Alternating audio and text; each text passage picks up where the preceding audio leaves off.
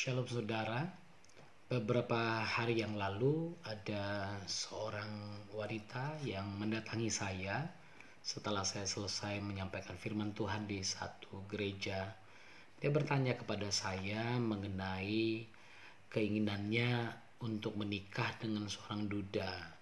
Nah, ternyata duda ini adalah duda cerai, istrinya meninggalkan dia, lalu dia kawin lagi dengan maksud saya istrinya kawin lagi dengan perempuan lain.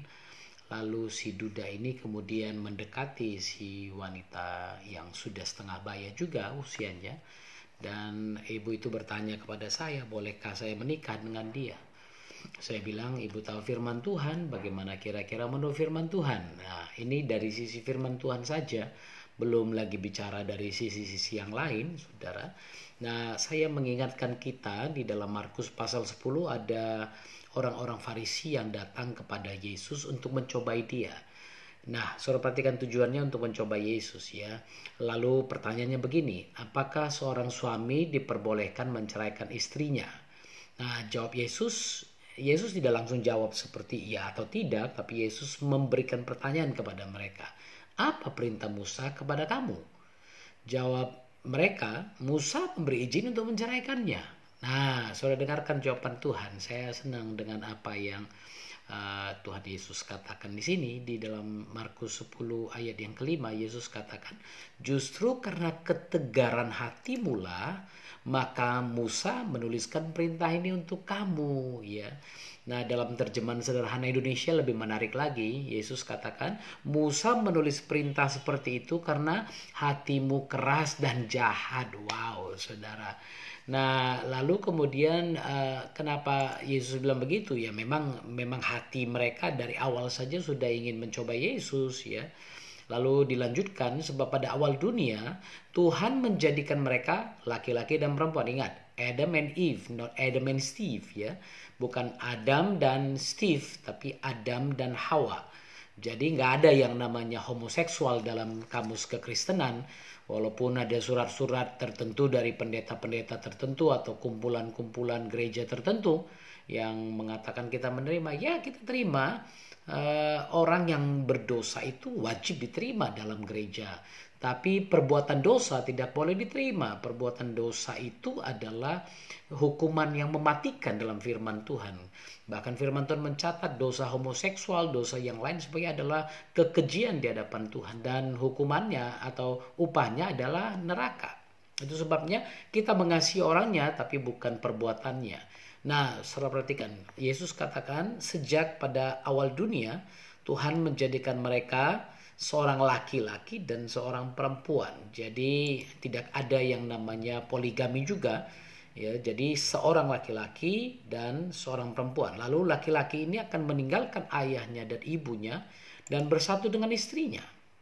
Sehingga mereka menjadi satu daging, demikianlah mereka bukan lagi dua melainkan satu. Karena itu apa yang telah dipersatukan Tuhan tidak boleh diceraikan oleh manusia. Siapapun itu, mau itu mama, ayah, mertua, siapapun itu tidak boleh menceraikan orang yang sudah dipersatukan Tuhan. Nah, saudara, kalau Anda memperhatikan beberapa bagian firman Tuhan, ada pertanyaan-pertanyaan, lalu bagaimana kalau sudah bercerai?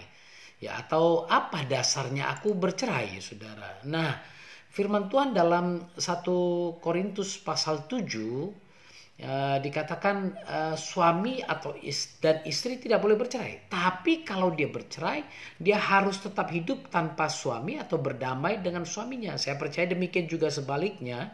Ya, alasan perceraian apa? Nah, Matius 19 ayat 9 firman Tuhan berkata begini, barang siapa menyeraikan istrinya kecuali dengan atau karena zina, lalu kawin dengan perempuan lain, ia berbuat zina. Nah, saudara, kata zina ini dalam bahasa Indonesia atau pengertian banyak orang, ini berarti selingkuh gitu kan, atau perbuatan-perbuatan yang diam-diam dilakukan di belakang pasangan, saudara ya. Tapi tidak, saudara. Kalau Anda perhatikan kata zina di sini bicara tentang porneia.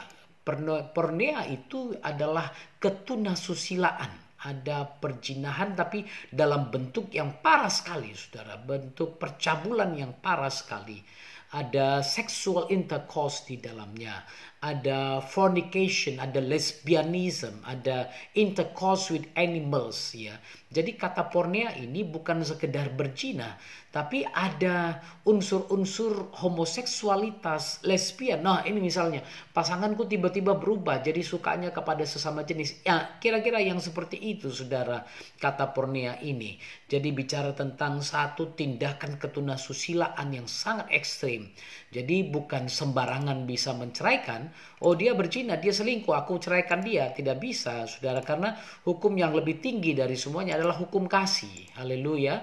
Jadi Saudara, kalau firman Tuhan katakan bisa zina tapi bisa cerai tapi dengan alasan seperti itu ya. Lalu kalau dia bercerai atau menceraikan istrinya, kawin dengan perempuan lain, dia berbuat zina. Atau dia ceraikan suaminya, dia kawin dengan laki-laki lain, dia berbuat zina Saudara. Nah, ini yang mungkin banyak orang tidak bisa terima. Loh Pak, kan dia yang bersalah. Nah Saudara, itu Paulus katakan dalam 1 Korintus pasal 7 ayat 11. Jikalau seorang bercerai, dia harus tetap hidup tanpa suami atau berdamai dengan suaminya. Dan seorang suami tidak boleh menceraikan istrinya. Tidak bisa Saudara. Nah, gimana ini Pak? Kalau ada pasangan suami istri yang tidak satu iman loh. Gimana? Bisakah aku ceraikan dia? Karena dia kan gak seiman. Ku ajak ke gereja gak mau. Dengar Saudara firman Tuhan katakan. Paulus katakan dalam 1 Korintus 7:12, kepada orang lain, aku bukan Tuhan, katakan, kalau ada seorang saudara beristrikan seorang yang tidak beriman dan perempuan itu mau hidup bersama-sama dengan dia, jangan ceraikan dia. Haleluya, jangan ceraikan. Kalau misalnya engkau punya istri atau suami yang belum kenal Tuhan, tapi dia tidak masalah Anda terima Yesus, dia tidak masalah Anda pergi ke gereja, jangan ceraikan dia. Anda justru harus berusaha memenangkan orang itu. Ayat 13, jikalau ada seorang istri bersuamikan seorang yang tidak beriman dan laki-laki itu mau hidup bersama-sama dengan dia, janganlah ia menceraikan laki-laki itu. Haleluya. Jadi kenapa? Karena suami yang tidak beriman itu dikuduskan oleh istrinya.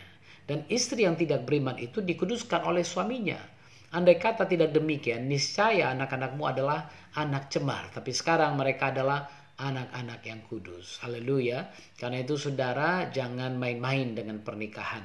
Kalau Anda rasa pernikahan Anda sedang goncang, sedang berada di ujung tanduk, sedang bermasalah, cari hamba-hamba Tuhan yang bisa menolong Anda. Carilah konselor-konselor Kristen yang bisa menolong Anda. Anda juga bisa hubungi kami, di situ ada nomor telepon kami, WhatsApp saya. Anda boleh chat, saya dan istri siap untuk bisa membantu Saudara dalam hal konseling ini. Namun sebelum Anda bertindak lebih jauh, pikirkanlah konsekuensinya. Kalau Anda mau bercerai, Anda tidak boleh kawin lagi. Anda harus tinggal dalam keadaan sebagaimana engkau adanya. Engkau sudah menikah, jagalah kesetiaanmu, jangan rusak, jangan anggap remeh dengan ranjang pernikahan, kata firman Tuhan. Jaga kekudusan, karena apa? Tuhan benci perceraian. Dalam Maleaki firman Tuhan katakan itu, aku membenci perceraian, aku membenci orang yang menyingkapkan auratnya, lebih kurang seperti itu di dalam Maleaki. Saya coba sebentar lihat bagi Saudara, Maleaki pasal yang kedua. Nah, di sini bisa kita lihat firman Tuhan katakan seperti ini. Maleaki pasal 2 ayat yang ke-13. Firman Tuhan katakan, inilah yang kedua kamu lakukan. Kamu menutupi mezbah Tuhan dengan air mata. Nangis. Kalau doa nangis, bahasa roh dan lain sebagainya. Dengan tangisan dan rintihan. Oleh karena ia tidak lagi berpaling kepada persembahan dan tidak berkenan menerimanya dari tanganmu. Dan kamu berkata, oleh karena apa? Nah, alasan Tuhan tidak menerima doamu, tidak menerima persembahanmu, pemberianmu, bukan hanya karena itu hasil korupsi atau curian atau lain sebagainya, tapi ini juga, perhatikan ini. Sebab Tuhan telah menjadi saksi antara engkau dan istri masa mudamu, yang kepadanya engkau telah tidak setia. Padahal dialah teman sekutumu dan istri seperjanjianmu. Tuhan paling benci orang yang melanggar ikatan perjanjian. Ya, Tuhan paling tidak suka orang-orang yang mengkhianati suami atau istrinya. Walaupun kamu telah berjanji di depan Tuhan, kan dalam pernikahan Anda membuat sumpah pernikahan. akan tetap setia baik sakit atau sehat, baik kaya atau miskin. Tapi banyak orang pada waktu sakit suaminya atau istrinya lari tinggalkan pasangannya. Atau pada waktu dia tidak punya uang, wah sudah, mau sampai berapa lama begini? Bahwa waktu Anda nikah, waktu Anda pacaran, dia bilang, "Dek, nanti kita makan sepiring berdua ya." Anda jawabnya so sweet gitu kan. Nanti terus dia bilang, "Nanti kita kalaupun rumah kita gubuk-gubuk, ya kita tinggal, yang penting kita bersama ya, Dek." Aduh so sweet gitu kan. Nah, Saudara, giliran udah nikah tinggal rumah gubuk 15 tahun gak pindah-pindah, Anda ngamuk, Anda marah. Padahal tadinya Anda bilang so sweet. Suami Anda atau calon suami Anda waktu itu udah jujur, Saudara. Karena itu jangan macam-macam dengan pernikahan. Kalau tidak cocok di awal ya sudah, jangan masuk ke dalam jenjang pernikahan. Tuhan katakan ini, engkau tidak setia dengan istrimu. Dan Tuhan benci itu. Ya kan? Bukankah Tuhan yang esa menjadikan mereka daging dan roh? Dan apakah yang dikehendaki kesatuan itu? Keturunan ilahi. Jadi jagalah dirimu, janganlah orang tidak setia terhadap istri dari masa mudanya. Saya percaya juga terhadap suami. Jangan engkau berlaku tidak setia. Karena Tuhan tidak menyukai orang-orang yang seperti itu. Firman Tuhan katakan, sebab aku membenci perceraian. Maleakhi 2 ayat 16. Firman Yahweh, Tuhan Israel. Juga orang yang menutupi pakaiannya dengan kekerasan. Pura-pura baik tapi ternyata ada KDRT dalam rumah tangganya. Dia pukuli istri, dia siksa suaminya secara moral, secara feeling, secara pikiran dan lain sebagainya. Maka jagalah dirimu dan janganlah berkhianat. Tuhan ingatkan kita hari ini, saudara, untuk tidak sembarangan mengambil keputusan dalam bercerai. Karena itu berhati-hati dan hiduplah dengan bijaksana. Makin banyak tantangan, makin banyak godaan di sekitar saudara mungkin. Tapi udah saatnya Anda berkata, tidak, aku akan belajar. Aku akan belajar terus untuk mengikuti firman Tuhan. Dalam kekristenan tidak ada perceraian. Karena itu saudara, pegang firman Tuhan. Jangan bilang, oh pendeta ini bilang begitu, pendeta ini bilang begitu. Jangan.